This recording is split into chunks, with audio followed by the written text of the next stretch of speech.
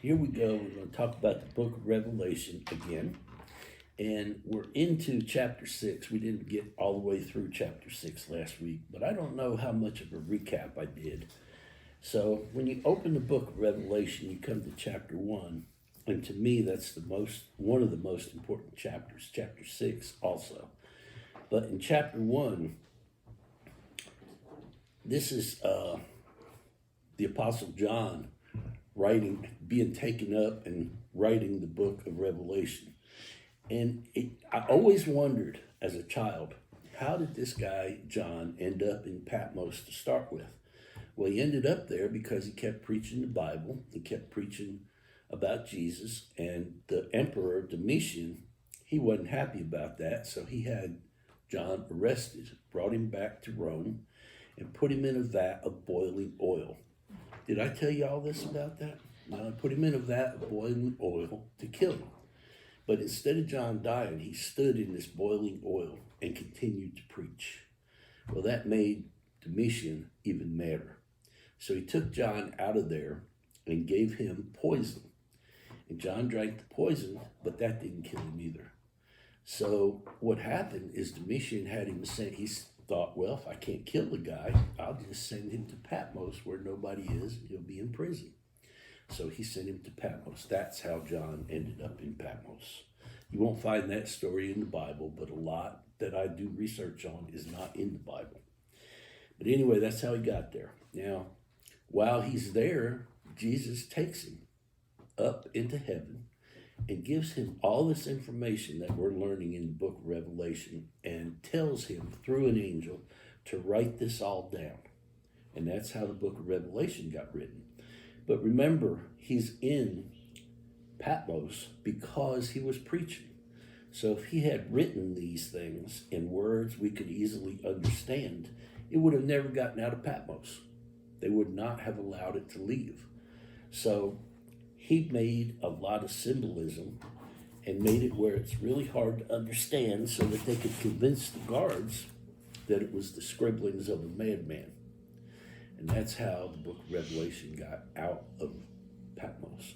Now, the problem is we have to decipher all this stuff.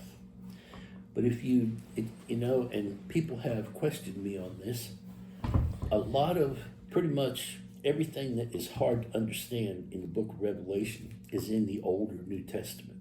And it's easily understood if you understand those things. So, as I do this, I'm going to start reading some of the Old Testament stuff and New Testament stuff that comes to the book of Revelation, just to satisfy those people because they just don't believe it.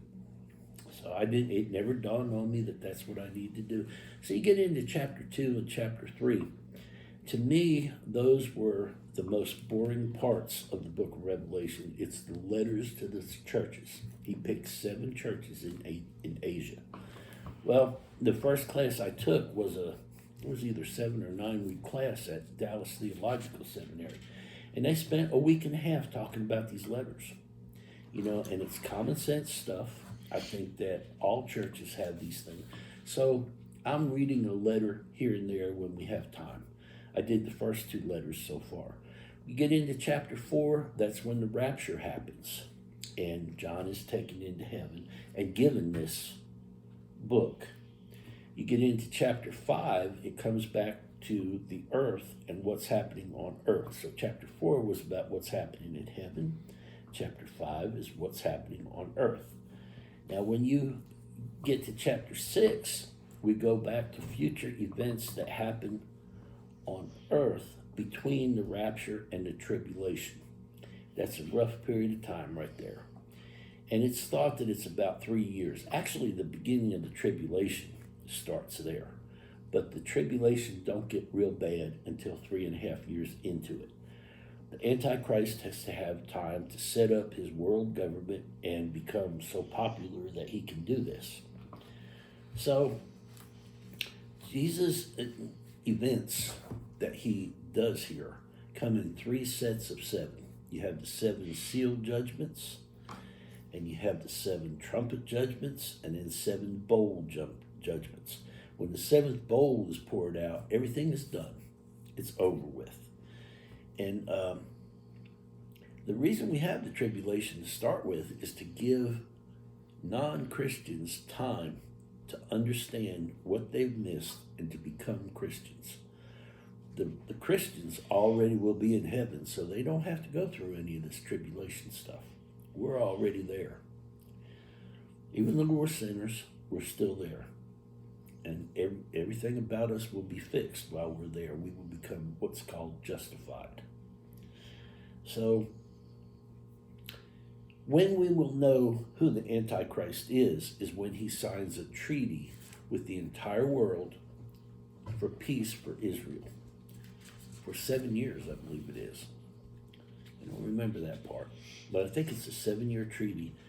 And there's been a lot of treaties to protect Israel over the years, but none of them have involved the entire world. And one of the things about this that is interesting is that the European Union has just been formed. And the European Union is all these countries in Europe actually be joining together. And they've made an army that's called the Army of Peace. And that's probably the most powerful army on earth right now. I don't know, China's pretty powerful, so is the United States. Russia has been weakened really bad, but the European Union is strong. And at one point, the European Union asked all these countries to give up their sovereignty and actually become one country, but the countries refused. So I think we ended on verse 10 last week. Okay, so,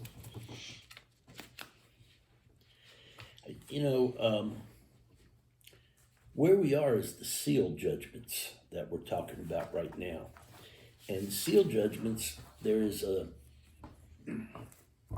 scroll, and it said, who is worthy to open this scroll?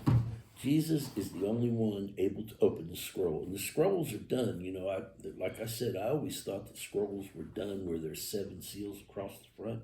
It's not. They would write on the scroll, roll it up, and put a seal.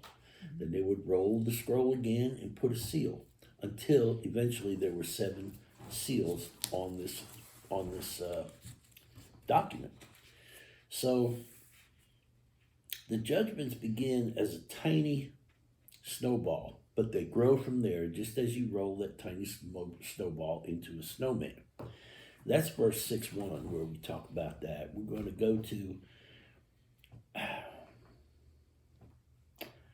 well, let's start at verse 1 again, because I can go real quick now. We have the first 4 judgments that happen in chapter 6. Each involve the release of a horse. You familiar with that? Each one of the judgments is a horse. The first horse that comes out is a white horse. And the white horse, the horseman is carrying a bow, but he's not carrying any arrows. The bow is the symbol of peace. The arrow is the symbol of armies and weapons and war and that kind of thing. He has no bows. So this rider is going out as a peacemaker. If you read the verse, it talks about he's going out to conquer. Well, can you read verse 1? Verse 2, rather. It says, and I looked, and behold, a white horse. He who sat in the bow and a crown was given to him, and he went out conquering to conquer. There you go, conquering and to conquer. He's wearing a crown that he did not earn. He did not inherit. It was given to him. It's believed that Satan gives him this crown to be the ruler. He has the bow. He's going out to make peace because he has no arrows. So the Antichrist comes on the scene, and his whole thing is to cause peace to happen on the earth. So as he's getting started, we go to verse 2. Can you read that one? Verse 2, 6:2. Oh, I just read it. No, I thought you read 1. Oh, okay, yeah, you're right. It said, when he opened the second seal, I heard the second living creature saying, come see me. Come and see me. What verse is that? 3. Okay. Go ahead and read 4 along with it. Another horse, fiery red, went out, and it was granted to the one who sat on it to take peace from the earth. And Okay. the people should kill one another, and there was given to him a great sword. Okay, so that second horse is red. And he rides out on that red horse, and he wants to take peace away from the earth. Now, who just was bringing peace to the earth? Who was it? The white horse. Yeah, the Antichrist. So as he's getting everything set up, Jesus sends out the red horse to take peace away from the earth. So, in other words, everything the Antichrist does from now on, Jesus is going to try to counteract before he even gets it set up. Okay, so the red horse comes out. A lot of people think that the red horse is a symbol of communism, which it actually is. Red China, the Russians use red. And it's written that, I think it was Ezekiel, predicted years back that an army from the far north would attack Israel in the last days. Russia is in the far north to Israel. And at one time they did attack Israel centuries ago, but that's a whole nother thing. Can you read verses 5 and 6? When he opened the third seal, I heard the living creature say, "Come and see." So I looked, and behold, a black horse, and he who sat on it had a pair of scales on his hand. And I heard a voice in the midst of 4 living creatures saying, "A quart of wheat for a denarius, and 3 quarts of barley for the denarius, and do not harm the oil and the wine." So in John's day, a denarius was a day's wage. That's pretty much what you were paid for a day's work. And it was enough to take care of your family. So now we release this black horse. And you remember in verse 2, peace was taken from the earth. This means that war is going on all around. And so since war is going on all around, farmers are killed. Crops are destroyed. Land is destroyed. I mean, it's just like hard to get some food. And this black horse brings hyperinflation, far worse than what we've just seen. Inflation is so bad that a denarius is only worth a quart of wheat. It takes a quart of wheat to make 1 loaf of bread. Now, how many people live in your house? 7. Imagine one of y'all going out to work and getting enough pay to make 1 loaf of bread. What would happen at your house? Bad stuff. 1 loaf of bread is not enough to feed a family, let alone 1 man. So the inflation was so bad that they also had barley, and barley was a second-rate source of food. It was cheaper than wheat, and it was used often to feed livestock. Now, I personally like barley in my soup. I love barley in my soup. It's just great. I replace rice with it sometimes, but that's about the only place I like barley. So now barley, even though it's cheaper, it still takes 1 denarius to buy 3 quarts of barley. And could you live on 3 loaves of bread? Maybe. Your whole family? Probably not. No. So times gets tough. I remind me it's just you and Scotty and your family. And could you imagine living on 1 loaf of bread or 3 loaves of bread? And that's pretty Done much that. all there. Huh? I've been there, done that. And it's I not have fun. too. Barbara and I have too. Years ago when we were together, my mother sent us what they call a care package. She didn't know it was a care package. It was a Christmas gift. And it had one of those little hams in it and some of that cheese, crackers. And that is what we ate that Christmas until we went to her mom's. We went to her mom's house and had Christmas dinner. We didn't tell her family that we didn't have any money. We didn't tell them. So back in those days in the Navy, we did not get paid very well. So, but speaking of that, I saw on the news last night they're talking about bringing back the draft because not enough people are signing up in the all volunteer military. You're making They a say face. that every year, though. Yeah, but this time it's more serious. It's more serious. So anyway, so that was the horse is black. It's the color for mourning. The Antichrist food programs are famine for the vast majority of people. Nations will fail due to debt, and terrorism will be rampant. Okay, so terrorists, what are the terrorists wanting to do? They're wanting to take your denarius, they're wanting to take your wheat or whatever you got. So we already have terrorists starting to be rampant. When I go through the book of Revelation, I equate a lot of this to what's today. Today is minuscule compared to what's talked about in the book of Revelation. Can you read verses 7 and 8 for me? When he opened the fourth seal, I heard the voice of the fourth living creature saying, "Come and see." So I looked, and behold, a pale horse, and the name of it who sat on it was Death, and Hades followed with him. And power was given to them over a fourth of the earth to kill the sword with hunger, with death, and by the beast of the earth. I gotta say this nice so Karen don't make a face. A pale horse, in the Greek translation, pale was chloros. Chloros is a pale green. It's what chlorophyll from our trees. And so it's also the color of meat as it rots. So, and this guy that's riding on that horse is death. So this is symbolizing people being killed. That's enough said about that one. All right. Can you read verse 9? I'm glad you're here with that Bible. Yeah, can you read verse 9? When he opened the fifth seal, I saw under the altar the souls of those who had been slain for the word of God and for the testimony which had held. And they cried with a loud voice, saying, "How long, O Lord, holy and true, until you judge and avenge our blood on those who dwell on earth?" Okay, so these guys are what we call tribulation saints, and they started up right after the rapture. I mean, if you could imagine being a person on the fence, that really might be true, but I'm not sure that it is. You're not going to go into rapture. You're going to stay here.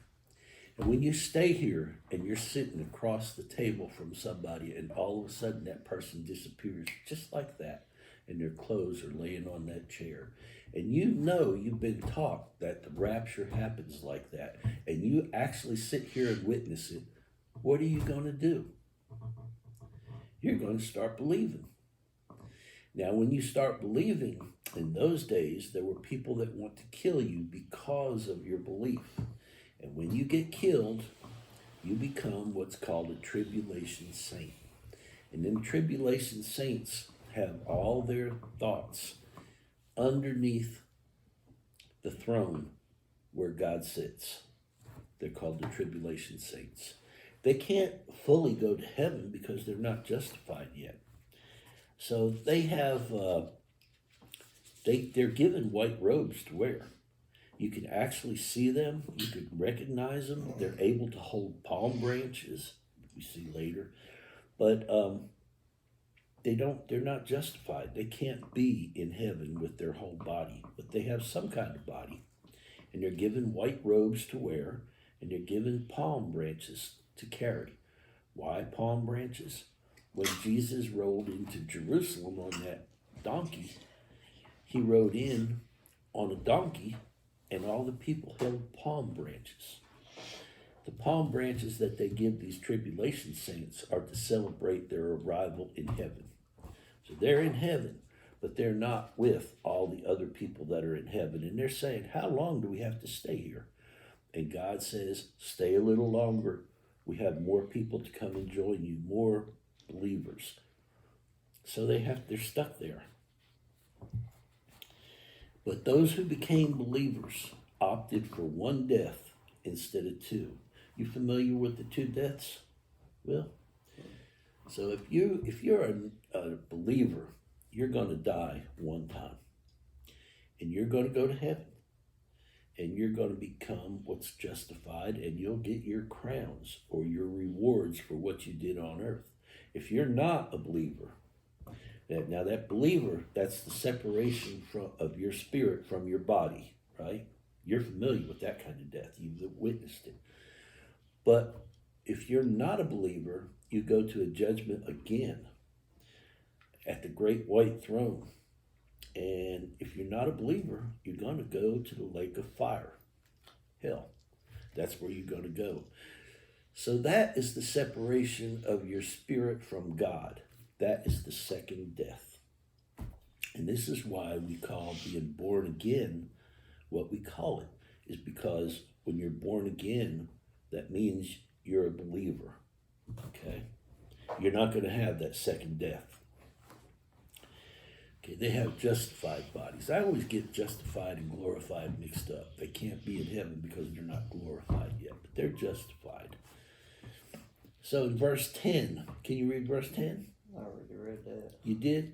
They do not have glorified bodies yet. They missed the rapture, but their time is coming. You want me to read it again? Huh? You want me to read it again? No, you did good. You know what happened is I forgot my Bible, and the young man next to me is my grandson. He's reading the verses for me, and I don't have the verses on my pages. But if you would, read verse 11.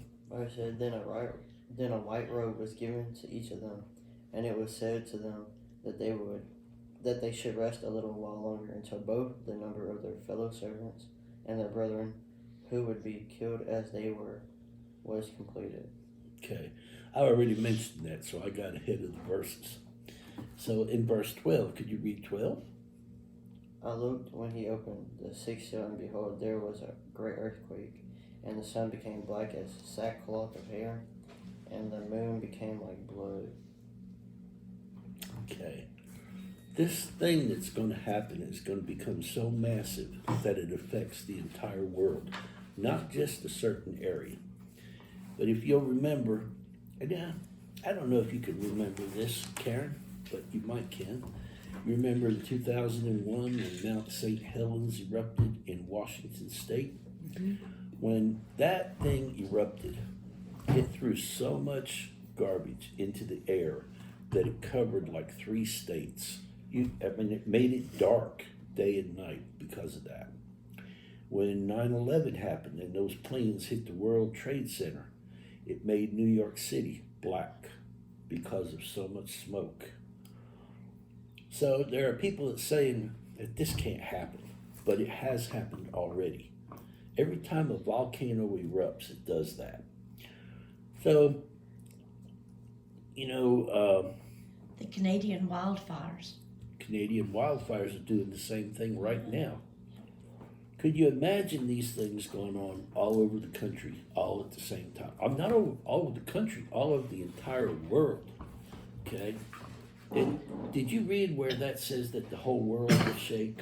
Was that in that verse? Mm-hmm. Go ahead and read 13. 13. And the stars of heaven fell to the earth as the fig tree drops. It laid figs and is shaken by the mighty wind. Okay. Go ahead and read 14 also. Then the sky receded as a scroll when it was rolled up, and every mountain and island was moved out of its place. Okay. That's the important thing right there. That sentence that I just got him to read. Stars obviously can't fall to the earth because stars are 1,000,000 times larger than the earth. So John saw something falling to the earth. Could be a meteor shower. But do you remember shock and awe that happened in Iraq? Where it showed on TV all the missiles flying around in Iraq. You remember that? Mm-hmm. It looked just everything. It looked like a Christmas tree full of lights. And they were meteors that were going into Iraq. And President Bush called it shock and awe. So I wonder if what John saw was not really a missile attack. And, as you read this, the whole earth is shaking. What can make the whole earth shake? What can make islands and mountains move? Because we're about to get into that. Earthquakes. An earthquake? Or if one earthquake shake the entire earth and make those mountains move? Multiple earthquakes. What can make multiple earthquakes and cover the sky in blackness? A nuclear bomb.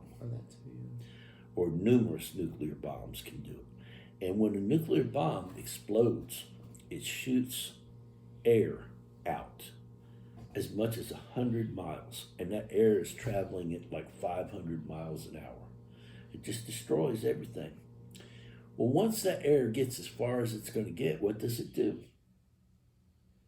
It comes back into where it belongs. It recedes, and it looks like a scroll being rolled up. What John described is pretty much a nuclear bomb or numerous nuclear bombs. That he described it to a T. So, and a lot of people say, well, how are you going to move islands? That's silly.